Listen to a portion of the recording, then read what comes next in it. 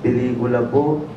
Oo, pumayag po talaga ako. Tapos, siguro ako, sino ba mga artista? Pwede, Sir Dominic Roque, saka si Joshua Garcia. Yung mga hindi po ba nalalayo? Yung mga gano'n.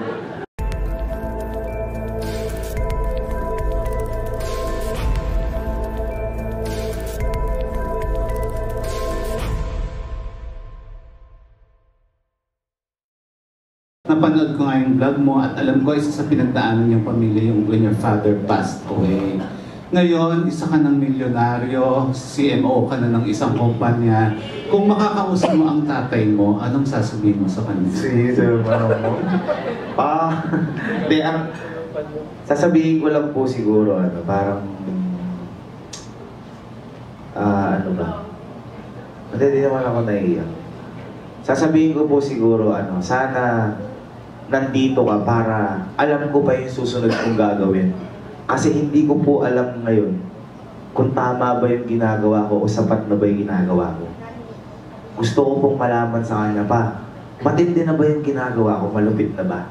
Kasi kung malupit na, mas lulupitan ka pa. Kung hindi, ano yung kailangan kong paggawin? Kasi siya po yung decision maker sa amin eh. Kaya yun po siguro. Alam ko pong proud siya sa amin kasi po, kahit po yung mga failures namin na napaproud siya sa amin, kaya nataturn yung mga failures namin to success. Kaya yun po siguro yung gusto ko sabihin sa kanya. Ang gusto ko sabihin sa kanya yung tanong na, pa-okay ba yung ginagawa ko? And kung hindi, ano yung dapat kong gawin?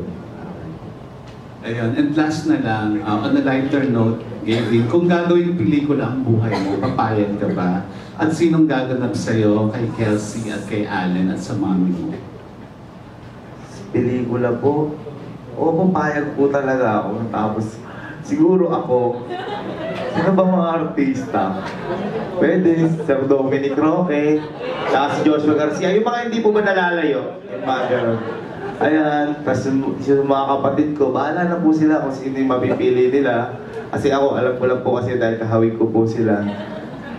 At siguro po, kung magkakaroon po ng pagkakataon na maging movie yung buhay ko, parang ano po siya, parang hindi ko siya ma-imagine.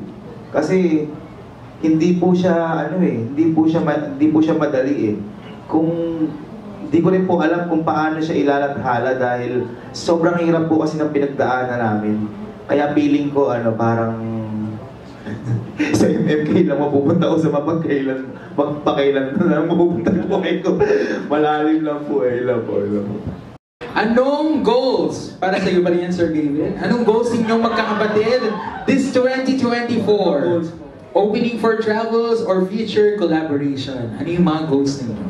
Ang goals po siguro namin, maging stable po kami lahat. Makapagpatayo pa ulit kami ng marami. Makapagpatayo pa ulit kami ng bahay na magkakasama kami doon at doon na nabibisyon namin yung magkakasama na yung bawat pamilya ko, pamilya ni Allen, ni Kelsey, tapos lahat ng tropa ko na doon. Talagang magsama-sama na kami doon and maging stable business, mga ganyan. Yun po yung mga plans namin. Oo nga, no?